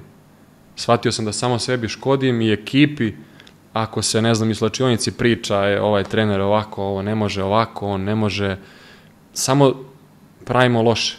Ajde da budemo pozitivni, ajde da razmišljamo pozitivno, bit će sve u redu, daj da uradimo to što traži, jer nije slučajno da je on svake godine na Final Fouru. Ima taj sistem i stvarno je on nevjerovatan. Tako da to sam se trudio da radim, da promenim, da ga prihvatim, da ne odgovaram kada on uđe u onaj njegov mod i samo prećutiš, krivneš glavom, iako u tom momentu ti bi rekao nešto. Jer svi mi kao mislimo, imamo neko mišljenje i kao znamo, ali nije to važno. I stvarno uspeo sam to da prećutim i on je isto to nekako osjetio i video i samo od januara je krenuo naš odnos, kraj decembra, januar, krenulo je sve nekako na bolje. A šta, kritikujete zbog neke greške, za koju ti možda i misliš da nisi, ili te kritikuje za sve? Da, ne, sve se zna, kod njega se sve zna, kod njega je sve napad, odbrana u svakom momentu, svaki igrač zna šta treba ili šta je trebao da uradi, jer naravno ne možeš uvek da uradiš, jel tako, i grešimo svi, ali znao si i kad pogrešiš, znaš gde si pogrešio i on ti kaže. Znači sve se zna, do najsitnijih detalja i stvarno je on ajde sad da ne upoređujem trenere, svako od njih, kao što sam rekao, mi je mnogo pomogao, ima svoje nešto, ali on je u tom nekom smislu možda posvećeniji, da ide do tih detalja, da on non stop ima ispisanu svesku, onu A4 format, neke akcije, neke detalji, šta je ekipa, pa čak i Turska liga, gde igramo protiv, ne znam, Jalove, posljednja ekipa u ligi, on ima isto to, ista priprema za tu utakmicu i za finale Evrolige. To je stvarno nevjerojatno, što sam, opet kažem, privilegija i veliko iskustvo da sam radio s njim i uspeo da vidim to, pristup treninzima, isto je kao i Željko, to ponavljanje, ta energija, to nikad nije dosta, uvek može bolje, uvek može još. Mislim, ne znam, možemo da pričamo o njemu baš dosta, jer je to, eto, kažem, najsvežije sada. Jel spava i kako? Pa ne znam. Jel spava i kako? Voli da slavi, voli da proslavi što svi znamo, on, jer je toliko u tome i verovatno mu je to neki, što kažu, izduvni ventil njemu, da kad se pobedi to sve, onda je drugar, prijatelj, igra golf tamo sa Žagarsom i Skotijem i zezaju se, šale se, ali kad je trening, kad je priprema, dan utakmice, to je za njega svetinje. Da, ja sam nešto jednom, bila je neka utakmica, da li Olimpijakos na strani, prošle sezone, kad je došao na polusezoni i sad užina neka pred utakmicu, 2-3 sata, posle spavanja i mi smo sad tu, sedimo svi, nešto sam ja pričali smo nešto i ja sam se nešto smejao i šala neka je bila i utakmica bila kako bila, nešto nisam ja dobro otvorio, posle produžetak, odigrao sam dobro u produžetku, ali smo izgubili i on naravno sutradan meni na sastanku i to, nisi bio spreman za utakmicu, zezaš se, šališ se, mora fokus kad je game day, to je, razmišljaš u utakmici, stavi, ne znam, slušalice, igraj šah, radi šta god, samo mora da je fokus, mora da si u tome, baš je, kad krene play-off, na primjer, voli da kaže, sad pazite šta jedete, sve je bitno, to malo može da odluči, ne znam, ako ste pili 2 čaše vina, sad jednu, ili ni jednu, ili nema brze hrane, nema ovo, nema ono, baš je onako, posvećanje do kažem, eto, tih najsitnijih detalja. Nosi, jel, pretpostavljamo, svoj laptop sa sobom? Da, ne, non stop gleda košarku. To je isto, neverovatno, trening i čim se završi taj glavni deo, imamo neke zadatke gde šutiramo na oba koša nekih 20 minuta i on ide tamo za njegov sto, otvara se laptop i to je, ne znam, druga italijanska liga, treća litvanska i NBA i nema pravila, to je juniori, gleda juniorski turnir Evrolige, mislim, to je nevjerojatno. Non stop je košarka, non stop, živi to. A reci mi, šta ne dozvoljava da se radi u igri? Gdje kreće drama? Da se izađe iz tog sistema. Da, to je ta pravila, to je stvarno, pričamo sad o napadu. Šta, trojka iz kontre? Ne. Na primjer, to je interesantno, promenio je to ove godine dosta, gde smo mi forsirali dosta tu igru u prvih 8 sekundi i to trčanje u kornere i da se šutiraju trojke iz kornera i u prvih 8 sekundi ili u posljednjih 8 sekundi. To je nešto što je, na primjer, interesantno bilo, što nikad nisam ranije ni ja razmišljao o tome i nisam imao priliku da razmišljam o tome. Jer odbrana je najlošije postavljena u tih prvih 8 sekundi, što je logično.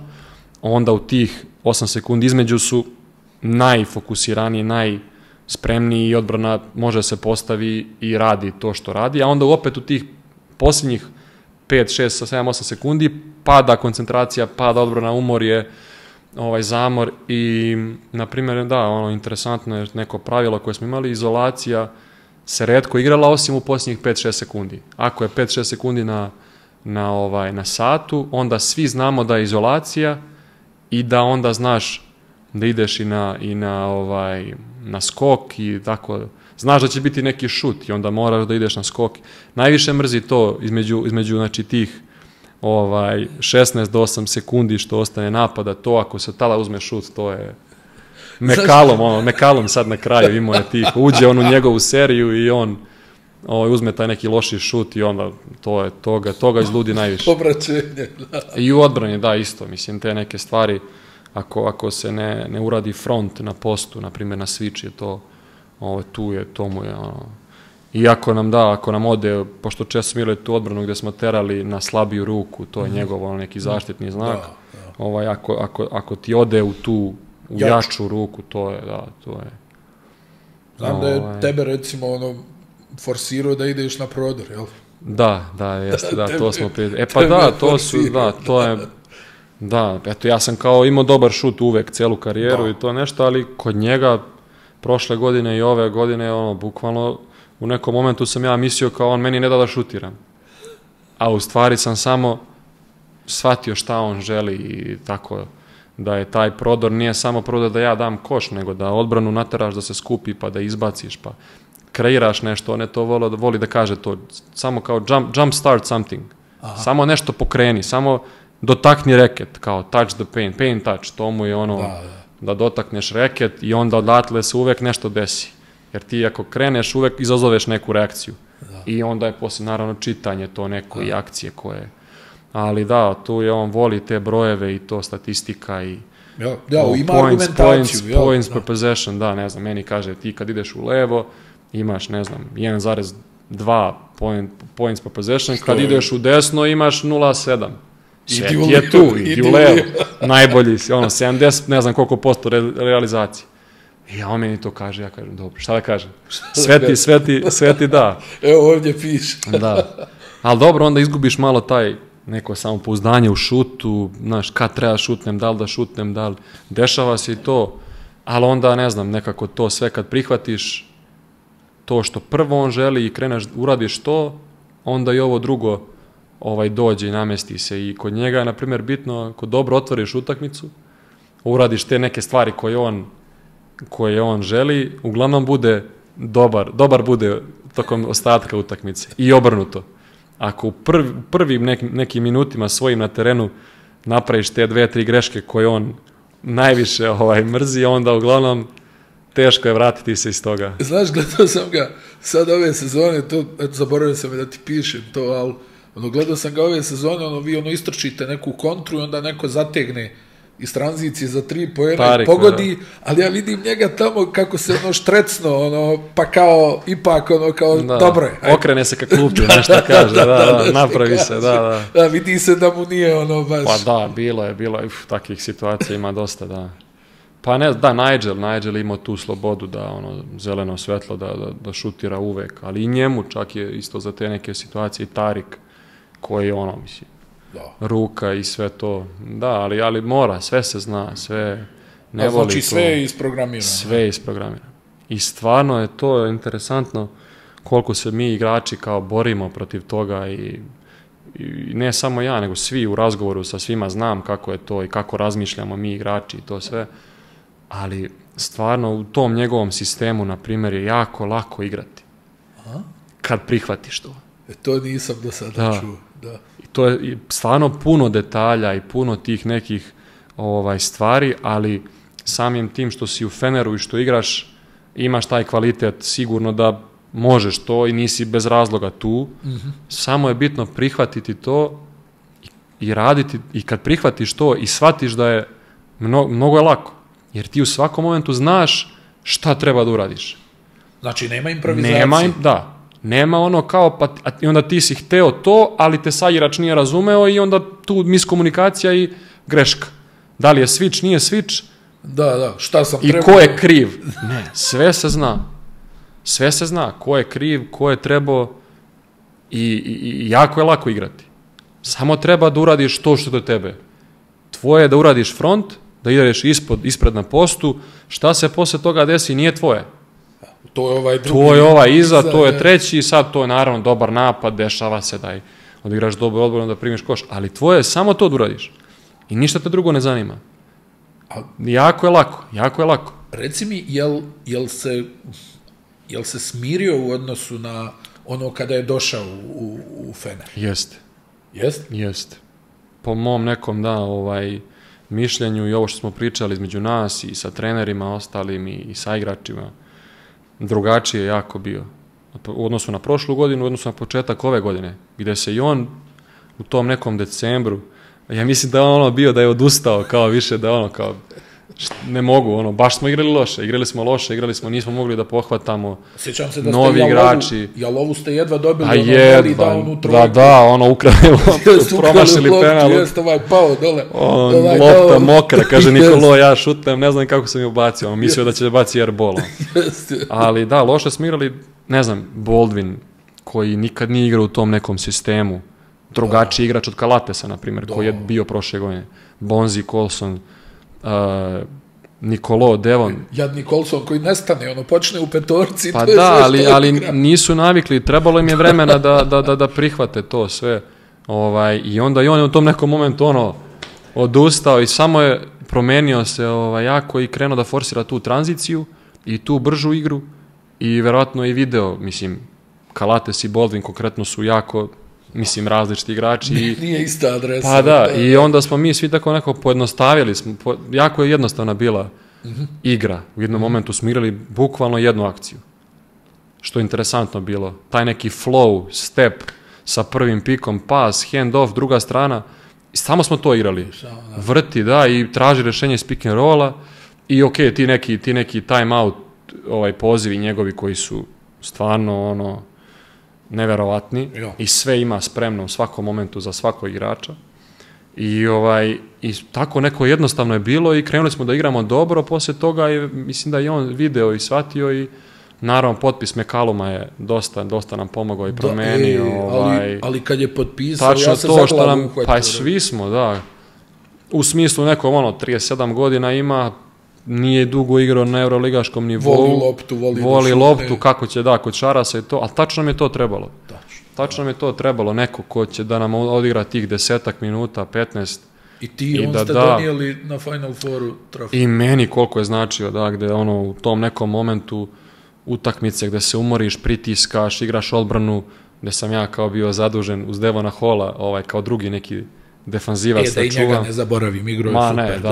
Neverovatan, da, Devon je stvarno sjajan, ali kažem, umori se čovek onako i meni mnogo znači da imam Erika gde mu dam loptu i stanem u korner, jedan napad, i odmorima i znam da će onda nađe pravo rešenje, jer stvarno je neverovatno talentovan da da koš. Da. Tako da, to on je bio baš značajan potpis. Kada si pomislio, da li si ikada pomislio u ovoj završnici sezone, jesi pomislio prije Final Foura, prije play-offa da možete da osvojite? Jes, znam tačan moment, da. U januaru je bio utakmica protiv Zvezde u Beogradu. 15. januar. I Olimpijakos posle toga 21. januar. Čini mi se. Tu ste ih ostavili na... Pobedili smo Zvezdu u Beogradu pred 20.000 navijača i mislim znamo svi kakva atmosfera. Gdje ste izgubili u Istanbulu 20 razlike. Tako je. I Zvezda koja je u tom momentu igrala jako dobro i Olimpijakos koji je bio prvi u Euroligi i pobedili smo njih u Pireju. Te dve utakmice u januaru su mi onako dale, da kažem, osjetio sam tu da postoji nešto, da imamo nešto, da možemo da se nosim. Nisam siguran da li je Baldwin, čak smo i mislim bez Baldwina igrali u tom periodu u januaru. Znaš čega se sjećam protiv Olimpijakosa? One trojke Hayesa Davisa s lijevog krila, gdje bukvalno oni odustaju. Olimpijakos, klupa klonula i svi kao...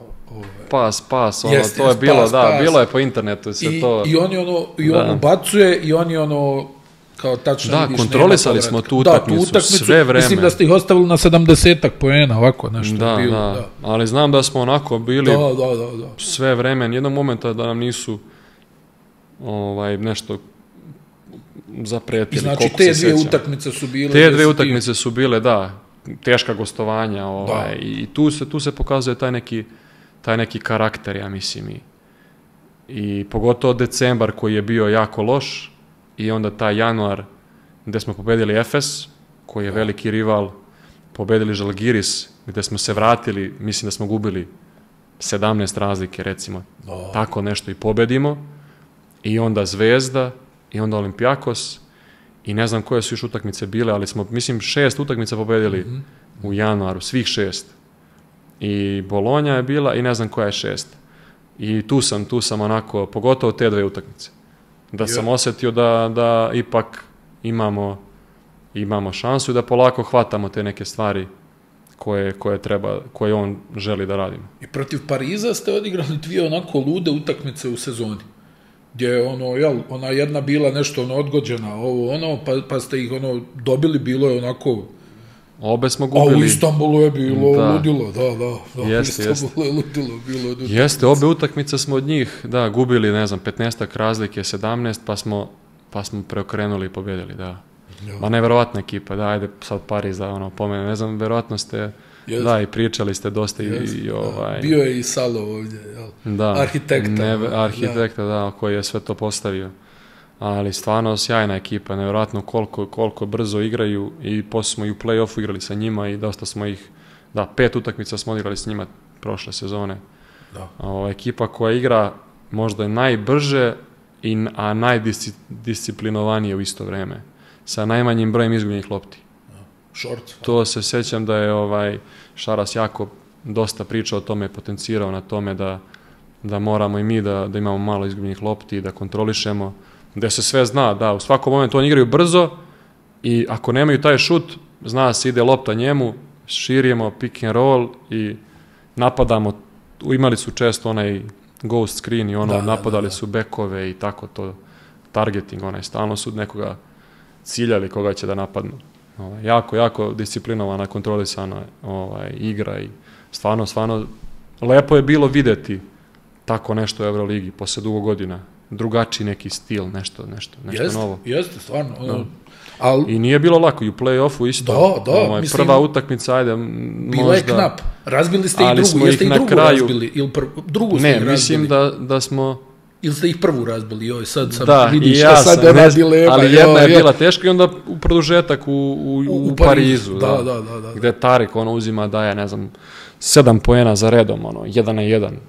Neki težak šut, prvo levi step back, pa desni step back za 2, levi step back za 2 i onda neko polaganje i tu smo odmah otišli, ali bila baš teška utakmica. Evo sad, ajde da te pitam i za Tarika Biberovića, stvarno je odigrao jednu strašnu sezonu. Ja sam u jednom trenutku, da budem iskren, pomislio, pa izgleda ništa od njega. I onda je odjednom dobio priliku i počeo da igra i čini mi se slično kao ti, nekako nije ispustio onu priliku kad je konačno počeo da igra za prvi tim, jer on je rano otišao, jel? Pa iste godine smo došli, 2017. On je tada imao 16 godina. Da, ali nekako u jednom trenutku ja sam pomislio, pa stani šta se dešava, nema ga nigdje. Sad, gdje bi došli do ove sezone gdje on stvarno neumoljivo kažnjavao za 3 poena, eto to mi je posebno ostalo, kad god se napravi višak, on ubacuje. Da, i Šaras se stvarno zvao za njega te pozive, time out, najčešće je bilo za njega, za taj šut. Ali da, Tarik, jako sam srećan zbog njega, jer sam, da kažem, zajedno smo došli u Fener i od prvih tih njegovih dana, kad imao 16 godina, sam bio s njim i gledao kako radi, kakav je momak i generalno cela porodica i brat i onako. Uz Nigela, ajde sad da te opet pominjemo, ali Tarik je momak koji je non stop bio u hali. Takva radna etika, to broj ubačenih lopti, kažem i mi smo svi trenirali, radio sam i ja i sad to je naravno, ne znam, ali Tarik je, sjećam se da u tom nekom periodu nije igrao, bio je mlad i prirodno je bilo da ne igra, trenirao je s nama, ali njega su terali iz hale. Bukvalno su treneri mu govorili, večeras ne smeš, nemoj dolaziš, zatvorena, zaključaju i ne smije doći. Jer je on non stop bio, on je samo to.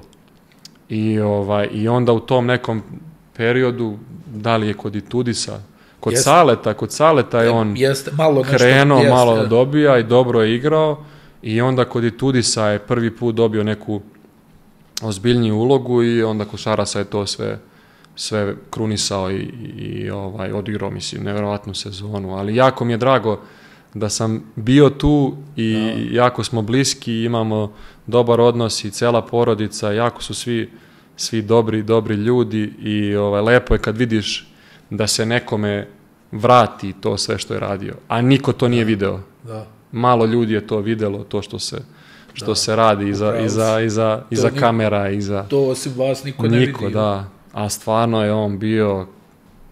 mislim, može to mnogo igrača u stvari da posvjedoči. A ajde, polufinale protiv Panathinaikosa, ja se recimo sjećam, u Berlinu su oni vas prebili, bukvalno. I nekako niste mogli fizički da odgovorite na Lesora dole i na dosta nekih stvari, ali u Abu Dhabiju ste vi prebili njih. Da. Da, baš sam mislim, mi smo prenosili tu utakmicu, rekao, i tačno se vidjelo kako su se oni povukli. Da, nisu mogli da odgovore na tu čvrstinu i agresivnost. Da, u Berlinu je bilo, baš kontra opoziv, drugačije. I taj preuzimanje nas je u Berlinu, kad su krenuli da preuzimaju trećoj četvrtini, početkom četvrte, tu su nas poremetili, gde to nismo uopšte očekivali. Mi smo igrali neku small ball petorku sa Sestinom i Nigelom na 4-5, što nam je dalo rezultat u play-offu sa Monakom te godine, međutim tada to je jedna utakmica i šta je bio, Motley je bio povređen, igrao je samo 3 minuta. Papajanis isto, ne mogu da se setim, Šanli je bio povređen. Da, mi igrali smo to na kraju, nismo imali, tu smo baš onako fizički smo pretrpeli. Da, baš se vidimo. Ove godine je bilo drugačije, Nicolo Melli, Cam Birch. Da. Neverovatno, mislim. Melli je čudo od igrača, Čudo, jedan od omiljenih saigrača, stvarno, Nicolo je i veliki prijatelj i Cam, koji je onako nezainteresovan generalno cijele sezone, on je mnogo, nije mu bitno da li igra 5 minuta, 10, što je retko jako. Da. Zadovoljen je stalno, srećen, samo da je zdrav i onda ja sam ga cijele sezone onako, ajde Cam, jer na početku sezone je odigrao jednu utakmicu protiv Efesa, neverovatno preuzimanje, tamo je lepio, stizao, sve, nisu mogli koš da mu daju. I ja kažem, čovječe, Cam ako ovako bude igrao, mi ne možemo da izgubimo. I ja sam njega cijele sezone tako, kad nešto, hoću malo da ga probudim, kažem, Cam, kao protiv Efesa što si igrao, ti ako ovako igraš, ova energija, mi ne možemo da izgubimo.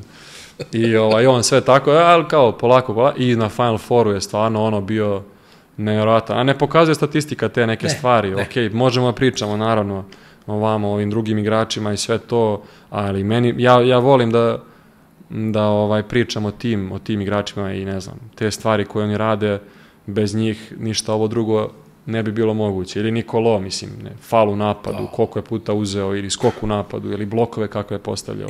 I uvijek trojka kad treba. Pa jeste, skok i ta energija i mnogo mi je drago zbog njega što smo osvojili Euroligu. Mislim da je bio prvi u Euroligi po broju utakmica bez titule ili tako nešto. Pa ona u Beogradu mu je ostala za milimetar. Zajedno smo igrali, izgubili, a on je igrao, nešto je dao 28 pojena, 30. Dao je baš puno pojena, ali eto. Dugo mu je trebalo, da. I svima nama. Ali eto, lepo je. Devon Hall isto, pomenuo si ga malo pre. Kako je odigrao ceo Final Four, neverovatno, sjajan momak, vojnik, radnik, ćuti, radi, baš ono što je Šarasu trebalo i sve mi je posle kasnije bilo jasno zašto je ga je doveo, zašto su ti igrači došli koji su došli. Iako mi leto, što smo pričali, nije mi bilo jasno, možda neka pojačanja, ali sve se uklopilo posle. Tačno je to bilo što je trebalo. I u finalu ste nekako uspjeli, ja sam čak razmišljao, Monako, koji je stvarno fizički vrlo moćna ekipa i to, ali ste i tu uspjeli da se nametnete i ti si stvarno odigrao drugo poluvrijeme, je bilo baš onako izuzetno impresivno, trojka jedna sa 8 metara, pa onaj šut iz okreta, pa tako neki potezi. Pa iskreno da budem, mnogo mi je teže bilo pred polufinale, u smislu tom nekom kao pritisak, Ataman, Šaras, 6-0, posljednjih 6 utakmica, prošle godine su nas pobedili na Final Fouru, u sezoni su nas pobedili 2 puta. Vraća se Leso. Da, nisu nam odgovarali nekako. Da li to te neke igre i to sve kako je bilo. Uglavnom, meni je ta utakmica bila onako neka veća tenzija, da kažem. I onda kad smo njih pobedili, kad smo probili, što se kaže, nekako nisam se plašio za finale. Jel da? I imali smo video sam onako, vidi se to nekako u pogledu. To, kad kažem Kem, kad vidim njega, da je on, na podbacivanju se vidi. Da. I nekako smo svi bili na istoj, kako se kaže, talasnoj dužini i to, i nisam sumnio. Čak smo i gubili, na početku, mislim, 8-9 razlike, 10, prvom kraj, druga četvrtina, dali su oni te neke teške šuteve, ubacili, ali nisam sumnjao, verovao sam stvarno da možemo, i eto poslije ti neki šutevi, ali otvorio sam dobro sa 2 polaganja u desno, to znači dosta, da, kad otvoriš nekim lakim pogodkom, onda sve bude lakše. Jel znači taj neki moment, jel? To sam obožavao ranije, uglavnom sam s klupe ulazio, kod svih trenera, osim ove sezone. Da, vidiš, to je interesantno. I voleo sam to i prijalo mi je to i tako i ekipi odgovaralo. Da ulaziš s klupe. Pa da, kad si u bonusu, pa 2 penala, pa se uvedeš lepo i nekako, ne znam, ali ove godine sam bio starter. Ali znači mnogo tih, ne znam, 2 penala, ako ubaciš prvo ili polaganje, drugačije nekako. Da te pitam, ti si u ovoj svojoj ranoj fazi karijere imao te šuteve za pobjedu koje si ubacivao. Onda su ti došle neke situacije, konkretno u reprezentaciji, gdje si isto dođe lopta do tebe, ti ne ubaciš. Sad da te pitam, kako si se izborio sa promašajem? Pa isto, pričali smo već. Da. Sve smo ispričali. Naravno, teško je u tom momentu nekom, svi želimo da ubacimo i to mislim, verovatno misliš na taj šut u Manili protiv Nemačke u finalu, što svi pričaju o tome i svi pamte to. Ne, nego me interesuje tvoj mentalni sklop, jer si ti u ranoj fazi karijere imao, znači, da pogađaš uglavnom. Onda ti se desi situacija, ne znam, jel? Pa desi se, da. Što kaže, baš poslije sa selektorom. Jel uticalo na tebe? Sa selektorom i sve kad smo pričali, da sam mogao da biram neki šut i neko igrača da uzme taj šut, kao to bi bio ti, to ja za sebe isto, iz kornera, sam. Još iz desnog. Iz desnog, da, onako, mislim da je Mile bio short roll i pas na mene, onako, sve idealno, ali dešava se, to je sport, to je život. U tom momentu je teško, naravno, jer je to neka prilika bila koju nismo mogli ni da sanjamo, gdje smo u Manilu svi otišli onako bez nekih velikih očekivanja i sa nekim rosterom koji možda nije bio najjači, bez Nikole Jokića i bez Vase, koji je u tom momentu bio najbolji playmaker u Evropi i Joka najbolji igrač na svetu. I dođeš u finale i ne igraš protiv Amerikanaca, igraš protiv Nemaca, gde realno možeš da ih pobediš. I desi se, i zato je to svima teško palo, i ta trojka i svi pamte i to, ali dobro, to je opet nije važno, kažem. Nego me interesuje, ti to brzo obrisao. Pa, trudio sam se i naravno da razmišljaš, ali život ide dalje. Tako da sigurno će to ostati negde tu, ali idemo dalje, mislim, nova prilika sad. Ali evo, odradio si na Final Fouru, opet su došle neke te lopte do tebe, pa si ih riješio. Pa jeste, da, bit će, daj Bože, i sa reprezentacijom. Da. Opet prilike da daj Bože da budem u prilici da uzmem opet taj šut. Ja kažem, ja bi opet voleo da imam priliku jer stvarno biti u reprezentaciji, igrati na tom nivou, svetsko evropsko prvenstvo, stvarno, olimpijada prošle godine, ja mislim. Kako ti je to izgledalo, recimo, taj turnir? Neverovatno, da, olimpijada je stvarno nešto, to nam je Bogdan pričao stvarno sve vreme, kao olimpijada je ipak nešto drugačije, nešto posebno, nešto ima, nešto se osjeti. Doduše, mi nismo bili u tom selu, bili smo u Lilu, pa smo tek posle došli u Pariz, ali smo uspeli da osjetimo tamo, odradili smo par treninga u selu, pa smo bili, pa ti vidiš hiljade tih sportista i u teretani, oni pored tebe treniraju. I svako je najbolji u tom nekom svom sportu i ima svoju neku priču i svoju neku žrtvu i lepo je, baš onako lepo iskustvo i sve to što smo uradili na terenu, čini to sve još lepšim, a malo je falilo da bude još, da kažem, to je bilo najlepše moguće. Da. Ali dobro, to je sve opet deo života, deo sporta i mora da se ide dalje. Reci mi, evo, ajde, što kaže, privodimo ovaj razgovor kraju, ti si sad, pričao si već, ja mislim, na tu temu, bilo je priče o povratku u Crvenu zvezdu, bili su neki kontakti i tako dalje.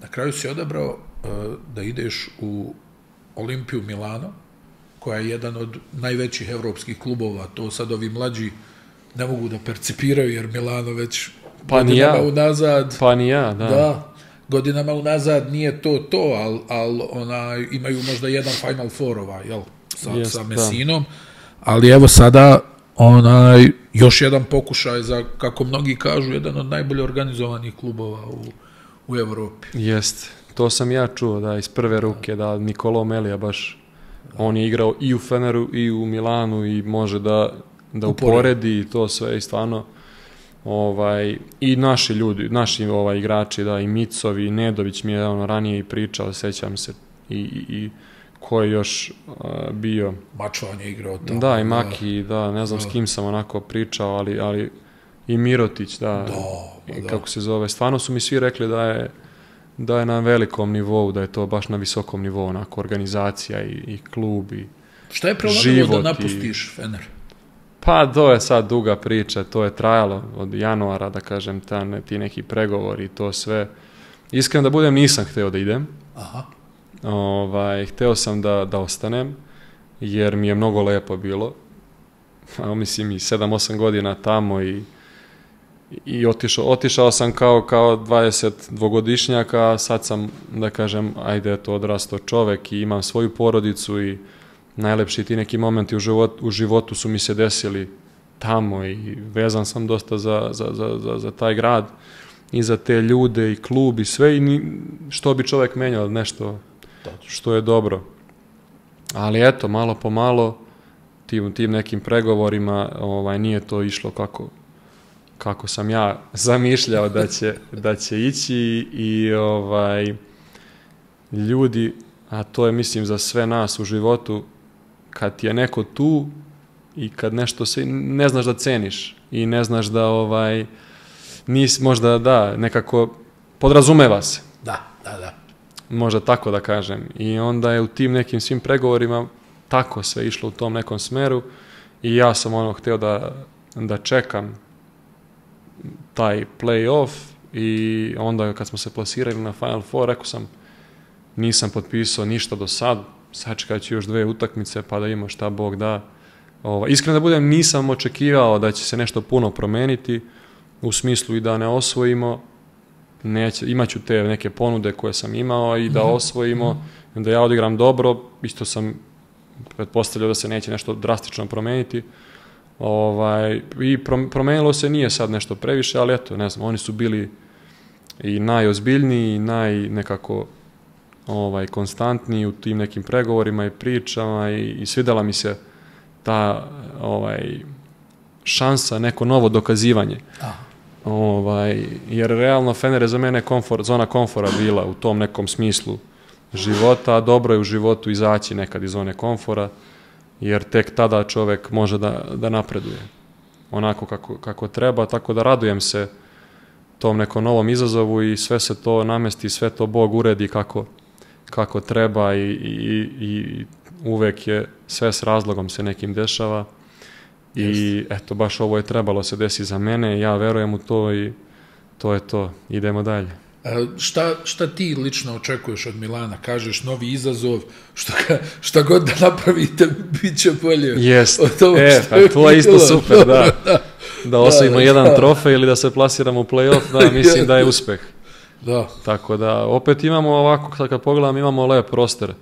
Čini mi se i video sam da su ozbiljni u toj nekoj priči, da žele sad, svesni su oni da dosta ulažu, a da nije bilo tih rezultata u posljednjih, iako su pre 3 godine, 4 igrali Final Four, što malo, i ja sam zaboravio bio.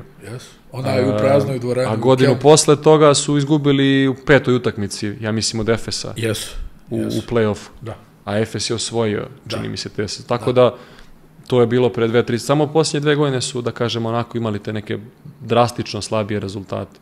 Ali eto, ne znam, vidjet ćemo, nikad se ne zna. Nadam se samo zdravlju, dobrom, što je uvek prioritet i onda korak po korak u nove izazove, a za sada fokus na reprezentaciju i na ovo leto.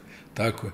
Marko, hvala ti na izdvojenom vremenu, hvala ti na jednoj lijepoj priči, ono što se kaže, baš si stasao u jednog ozbiljnog igrača i čovjeka i to je ono... Hvala, meni je zadovoljstvo bilo da budem ovde, iako sam eto izbjegavao, jer nisam siguran koliko sam imao ja nešto da kažem pametno i da... Ali eto, nadam se da će neko da posluša i pogleda i da će mu biti zanimljivo i korisno. Hvala još jednom i vama, da. Bilo je to još jedno izdanje XNO's Chat podcasta. Marko Gudurić od naredne sezone, član Milana, šampion Evrope sa Fenerbahčeom. Do naredne epizode, pozdravljamo vas.